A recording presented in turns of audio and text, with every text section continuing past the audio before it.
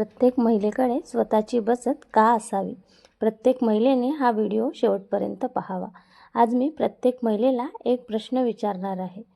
जर उद्या अचानक तुमच्या आयुष्यात एखादी अडचण आली तर तुमच्या स्वतःच्या खात्यात किती पैसे आहेत? कारण हा व्हिडिओ तुमचं आयुष्य बदलणार नाही, पण तुमचा विचार नक्की बदलू शकते.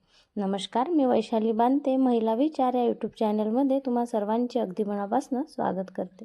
आज मी कोणालाही नोकरी करण्याचा सल्ला देणार नाही, कोणालाही घर सोडून बाहेर जॉब करा असं म्हणणार नाही, पण एक मैत्रीण म्हणून तुम्हाला एक गोष्ट नक्की सांगेन की कृपया स्वतःच्या नावाने थोडी का होईना पण बचत सुरू करा. कारण जीवनात कधी कोणती वेळ येईल हे सांगताच येत नाही. आज सर्व काही ठीक आहे, पण उद्या आजारपण येऊ शकतं, नोकरी जाऊ शकतं, व्यवसायात नुकसान होऊ शकते किंवा अचानक मोठा खर्च उभा राहू शकतो. अशा वेळी स्वतःच्या नावाची छोटी बचत मोठा आधार ठरते. पण एक गोष्ट लक्षात ठेवा, बचत करणे म्हणजे नवऱ्यावर अविश्वास दाखवणे असा अर्थ अजिबात नाही. बचत म्हणजे स्वतःवर विश्वास, आर्थिक आत्मविश्वास, स्वतःच्या भविष्याची घेतलेली जबाबदारी. आता तुम्ही म्हणाल, बचतीचं महत्त्व आम्हाला माहिती आहे, पण बचत करायची कशी? चला तर पाहूया काही सोपे मार्ग. स्वतःच्या नावाने बँक खाते नसेल तर ते उघडा. महिन्याच्या सुरुवातीला 100 रुपये, 200 रुपये, 500 रुपये जितकी शक्य असेल तितकी रक्कम बाजूला काढा. घर खर्च झाल्यावर बचत करू असं म्हणू नका. आधी बचत बाजूला काढा आणि नंतर खर्च करा. ऑनलाईन ऑफर पाहून गरज नसलेल्या वस्तू घेऊ नका. तो पैसा बचतीत टाका. प्रत्येक ऑफरची गरज असतेच असं नाही. आपत्कालीन निधी तयार करा. अचानक आलेल्या अडचणींसाठी वेगळे पैसे ठेवा.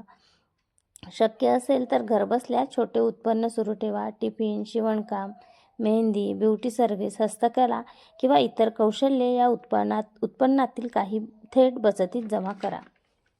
बचतीचं एक ठरलेलं उद्दिष्ट ठेवा. मुलांचं शिक्षण, स्वतःचं आरोग्य, छोटा व्यवसाय किंवा स्वतःचं सुरक्षित भविष्य. शेवटचं आणि सर्वात महत्त्वाचं, स्वतःसाठीही थोडं जगा. स्वतःवर खर्च करणं हा गुन्हा नाही, स्वतःची काळजी घेणं ही सुद्धा एक गुंतवणूक आहे. लक्षात ठेवा, दागिने हरवू शकतात, पैसे खर्च होऊ शकतात, पण योग्य वेळी केलेली बचत आणि त्यातून मिळालेला आत्मविश्वास तुमच्यासोबत कायम राहतो. आज मी प्रत्येक महिलेला एवढंच सांगू इच्छिते, दर महिन्याला किती बचत करता यापेक्षा नियमित बचत करता येईल का हे जास्त महत्त्वाचं आहे. आणि शेवटी तुम्हा सर्वांना एक प्रश्न, तुमच्या मते प्रत्येक महिलेकडे स्वतःची बचत असावी का? तुमचं उत्तर हो किंवा नाही एवढंच नको, तर त्यामागचं कारणही कमेंटमध्ये नक्की लिहा. सशक्त महिला म्हणजे सशक्त कुटुंब आणि सशक्त कुटुंब म्हणजे सशक्त भारत.